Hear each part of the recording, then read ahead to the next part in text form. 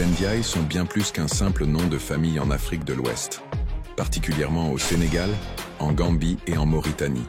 Ils sont un véritable pilier de l'identité, un marqueur historique et social profond qui résonne avec des siècles de royauté, de pouvoir et d'influence. Si l'histoire de Ndiadiane Ndiaye, le fondateur de l'empire du Jolof, est fondamentale, l'importance du nom s'étend bien au-delà de cette figure originelle. Contrairement à ce qu'il est admis, l'ancêtre de tous les Ndiaye, Ndiadiane Ndiaye, n'est pas le fils du chef de guerre almoravide Abou Bakr Ben Omar, également connu sous le nom d'Abou Dardaï, tué en 1087 par un archer sérère en pays soninké. La tradition orale et de nombreux historiens modernes contredisent cette version. En effet, Ndiadiane Ndiaye a régné dans les années 1300, bien après la mort d'Abou Bakr ibn Omar, en 1087, soit 300 ans plus tôt, rendant impossible une filiation directe. Selon les traditions orales Wolof et sérères les plus authentiques, son père était Laman Bukar Ndiaye, un sérère du Waalo, et sa mère, une Peul identifiée comme étant Fatoumata Sall, était la fille de Lamtoro Biram Sall, du Fouta Toro. Le nom Abou Bakr serait selon toute vraisemblance une corruption du nom sérère Bukar.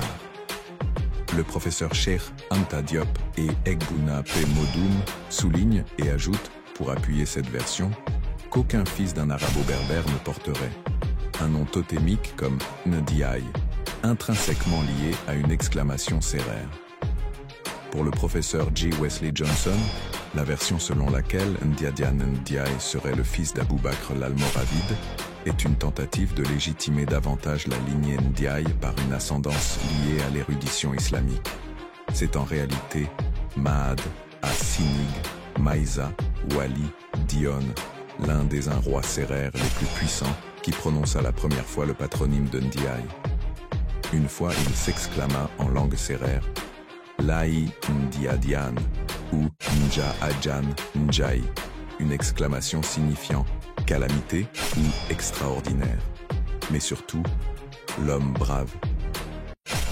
C'est de cette exclamation que le nom Ndiadiane Ndiaye serait né, un nom d'origine sérère, que Ndiadiane adoptera et qui deviendra le patronyme d'une lignée royale.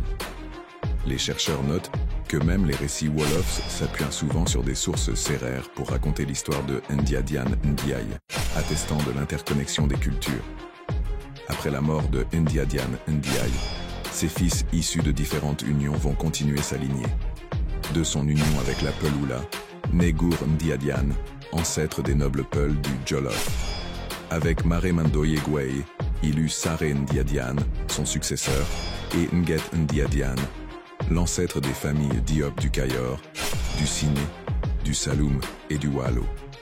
Après Ndiadiane Ndiaye, ses descendants ont continué à régner sur l'empire du Jolof, unifiant de vastes territoires et structurant la société Wolof.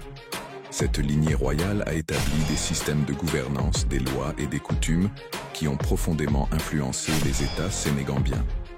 Même après le déclin du Jolof en tant qu'entité unique et l'émergence de royaumes dissidents comme le Kayor, le Baol, le Waalo et le Saloum, l'empreinte des Ndiaye est restée prégnante.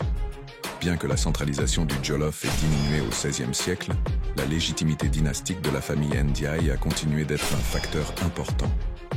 Les rois des nouveaux États Wolofs, bien qu'indépendants, avaient souvent des liens, directs ou indirects, avec la lignée des Ndiaye, reconnaissant ainsi une forme d'ascendance symbolique. Par exemple, certains chefs ou dynasties locales pouvaient chercher à marier leurs enfants à des membres de la famille Ndiaye pour renforcer leur propre statut ou revendiquer une part de cette prestigieuse légitimité. L'histoire des Ndiaye est également marquée par des épisodes de conflits et d'alliances stratégiques. Au XVIe siècle, Latmingué Dielen, Latir Mengue Gnilan Ndiaye, un descendant de Ndiadiane Ndiaye, lança des guerres contre les royaumes sérères du Siné et du Saloum. Bien que sa mère fût sérère, son objectif était d'étendre l'influence du Jolof. Il réussit à vaincre le roi du Saloum et à y encourager la migration des Wolofs, modifiant la démographie et la culture de la région. Ces mouvements de population et ces confrontations ont contribué à façonner les cartes politiques et ethniques que nous connaissons aujourd'hui. Au fil des siècles, le patronyme Ndiaye a évolué au-delà de la stricte lignée royale pour devenir un nom partagé par différentes communautés.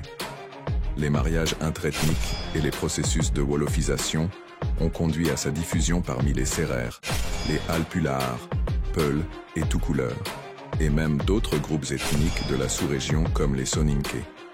D'ailleurs, les Ndiaye sont les fondateurs du village de Bakel en pays soninké qu'ils ont fondé au cours du XVe siècle avec les villages d'Adoubéré et de Moudéri, en bordure du fleuve Sénégal. Les Ndiaye sont également présents dans le Guidimaka en Mauritanie et dans le Soninkara au Mali chez les Sarakolé.